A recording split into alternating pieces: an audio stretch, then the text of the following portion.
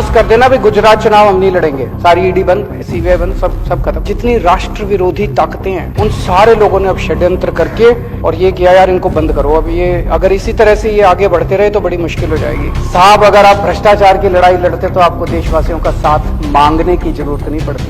जैसे serial killer का pattern होता है ना, वैसे उसी पैटर्न, सेम पैटर्न है। बुंदेलखंड एक्सप्रेस उद्घाटन करने के 5 दिन के बाद वो धंस गया। इससे बड़ी बेइज्जती नहीं हो सकती देश की। मेरे यहाँ अगर कोई होता ना दिल्ली में ऐसी वैसी कर देता।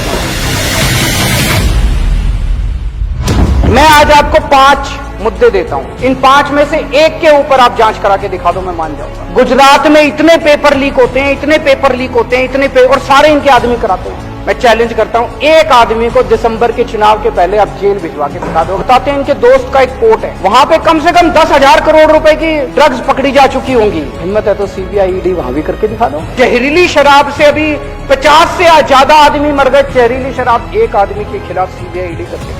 बुंदेलखंड एक्सप्रेसवे का उद्घाटन करने के 5 दिन के बाद वो धंस गया। इससे बड़ी बेइज्जती नहीं हो सकती देश की। मेरे यहाँ अगर कोई होता ना दिल्ली में ऐसी तैसी कर देता ना। 10 लाख करोड़ रुपए के अपने अरबपति दोस्तों के इन्होंने कर्जे माफ कर, उसमें कई लोगों ने बीजेपी को चेक में डोनेशन दे रखी है। इससे बड़ा सबूत रिश्वत का हो सकता है? हिम्मत है तो जरा सीबीआई ईडी 5 केस दे दिए मैंने, आज कहोगे तो और 50 और दे देंगे। ये न्यूयॉर्क टाइम्स का फ्रंट पेज है, लगभग 80% फ्रंट पेज हमारे देश के एक स्कूल की फोटो उसमें छपी है। ये पूरे देश के लिए गर्व की बात है।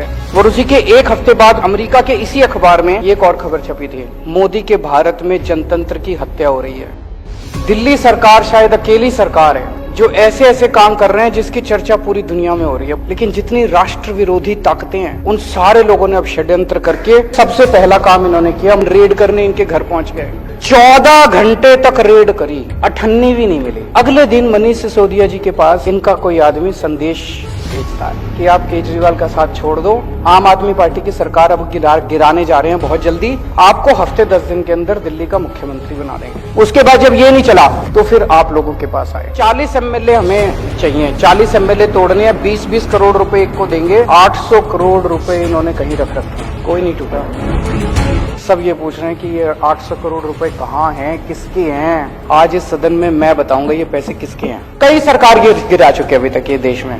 सेम पैटर्न हर जगह यही चल रहा है। पहले ये सीबीआई और ईडी के केस लगाते हैं 4-5 के खिलाफ, तो दूसरे वाले सारे डर के जिन्होंने गलत काम कर रखे होते हैं तो सारे इनके पास आ जाते हैं, फिर ये तोड़ लेते हैं, फिर ये सरकार गिरा देते। 277 एमएलए खरीद चुके हैं। दिल्ली में अभी रेट 20 करोड़ का था, 20 करोड़ के हिसाब से खरीदा तो 277 एमएलए के लिए इन्होंने 5,500 करोड़ रुपए खर्च किए। और दिल्ली के लिए 800 करोड़ रख रखे हैं तो 6300 करोड़ रुपए ऑपरेशन लोटस में खर्च किए। ये पैसा कहां से आया, इसका मैं आज खुलासा करना चाहता हूं। ये जितनी जीएसटी, ये जितना महंगाई हो रही है, इतना जीएसटी लगा दिया इन लोगों ने, ये सारा पैसा कहां जा रहा है? ये सारा पैसा 2 चीजों में जा रहा है। एक अपने अरबपति दोस्तों के कर्जे माफ करते हैं और दूसरे ये एमएलए खरीदते हैं। महाराष्ट्र की सरकार गिरानी थी तो छाछ पे जीएसटी लगा दी, दही पे जीएसटी लगा दी, शहद पे जीएसटी लगा दी, गेहूं पे जीएसटी लगा दी। अब ये कह रहे हैं झारखंड की सरकार गिरने वाली है। देख लेना, शर्तिया तौर पे मैं कह रहा हूं अगले 10 दिन के अंदर कहीं ना कहीं जीएसटी या पेट्रोल या डीजल के दाम ना बढ़ जाए। तो ये कहते हैं हम भ्रष्टाचार के खिलाफ लड़ाई लड़ रहे हैं, जितने भ्रष्टाचारी हैं उनके खिलाफ कर रहे हैं। ये लड़ाई भ्रष्टाचार के खिलाफ नहीं है,